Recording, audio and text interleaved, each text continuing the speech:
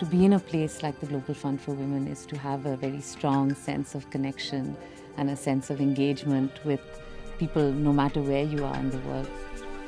For an organization that began by making 8 grants in 1988 to an organization that has now funded close to 4,000 women's organizations in 165 different countries, it's extraordinarily difficult to be able to share all the amazing stories from the little island nations to massive countries like India and China. The range of the Global Fund's work and our partnerships with women in so many different parts of the world truly are a testament to courage and to creativity and to compassion. It is a sense of a thread that connects all of us.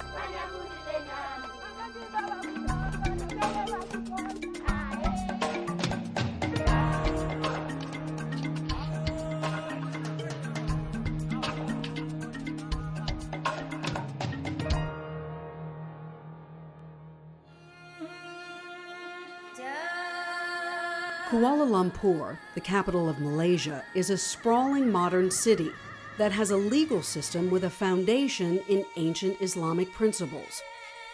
For centuries, Muslim women have been regarded as secondary to Muslim men in countless ways, ranging from inequities in marriage laws to doctrines that permit family violence against women within a Muslim family. In that oppressive climate, Zaina Anwar and Sisters in Islam have worked tirelessly to educate women about their rights and to organize a concerted effort to change Malaysia's discriminatory family law. We believe that in any society, any country where religion is used as a source of law and public policy, every citizen has a right to talk about the impact of that law and policy made in the name of religion. There are many inequalities within the Islamic family law that we're fighting against, whether it's domestic violence, whether it's polygamy, whether it's family planning. So what is important in our work is the public education, where we really need to build a constituency that supports equality. You cannot have a domestic violence law that says it's a crime for a Chinese man or an Indian man to beat his wife, but it's like perfectly fine for a Muslim man to beat his wife. So civil laws are being amended to recognize equality between men and women, to recognize domestic violence is a crime. That's one area of battle that we won. We've done this little question and answer booklets to make it easy for the lay person, to understand the complexities of the religion and the diversity of opinion within the religion. And the fact that our booklets have been translated in several other foreign languages, for us that's really a validation of the importance and the relevance of our voice and the work that we do in today's world. And of course, Global Fund has been significant in all of this because from almost the very start of Sisters, before we became so well known, they recognized the importance of our work and have continued to support us until today. It's not just what they've achieved in Malaysia, but also how significantly that little stone in the water, if you will, has created these incredible ripple effects for women in so many other parts of the world. If you talk to women in Turkey or in Egypt or in Pakistan, they will all tell you they know who Sisters in Islam is and who Zaina Anwar is and why they count her as an ally in their own work. South Africa has the alarming distinction of being the country with the highest HIV incidence in the world. It's estimated that of the 5 million people living with HIV in South Africa, 60% are women.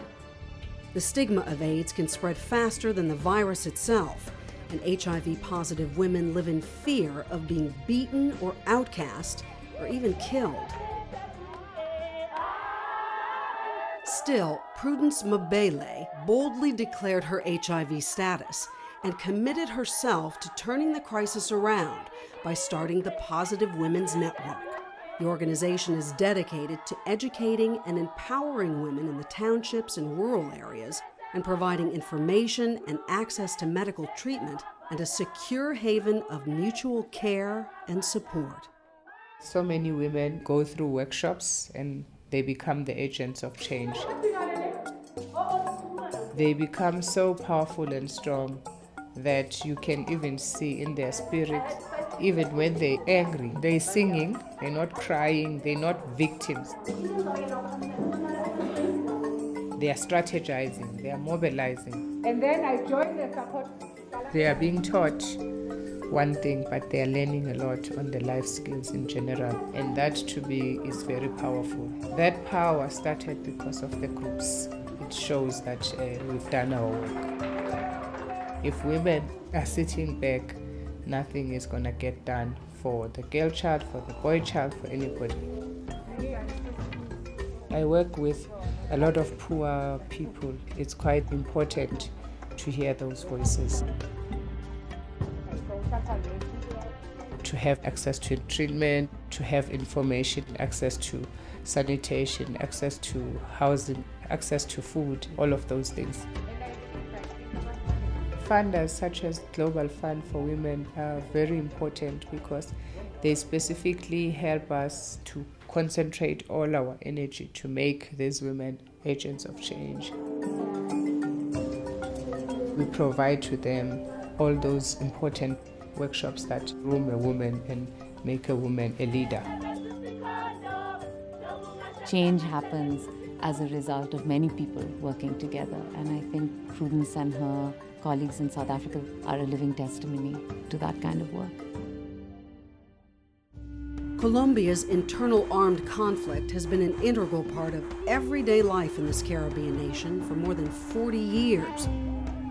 The long, bitter struggle involves paramilitary groups, guerrilla factions, drug lords, and the Colombian government itself. Women have systematically been victims of heinous war crimes such as sexual slavery, forced prostitution, and rape. More than 1 million women and children have lost their husbands or parents and have been left to care for themselves in squalid conditions. That is, until Patricia Guerrero formed the League for Displaced Women and founded the City of Women, a model for sheltering some of these forgotten families. 40 años de conflicto interno armado en Colombia. 40 years of internal armed conflict in Colombia is a problem that has lasted through more than one generation of women. My grandmother was a victim of the war. My mother was a victim of the war. I am a victim of the war, and I do not want my daughters to be victims of the internal war in Colombia.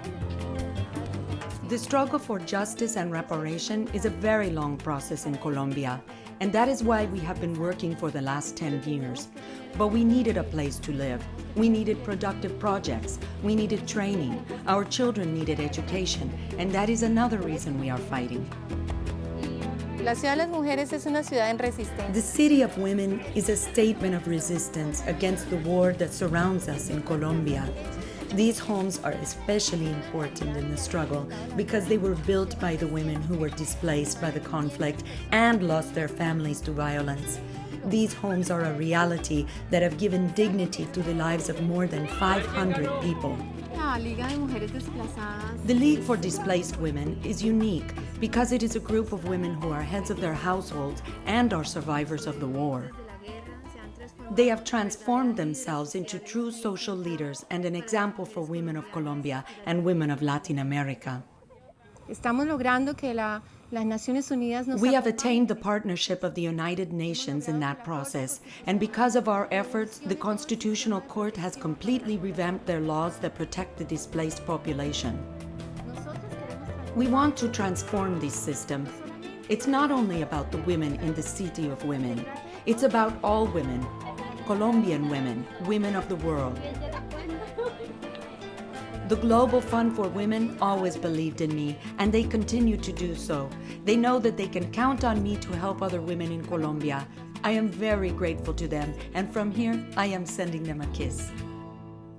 I look at this 20 years of work that so many of us have been privileged to have been a part of that work and to have been able, in some small way, to amplify the voices of women like Prudence, of women like Zena, of women like Patricia.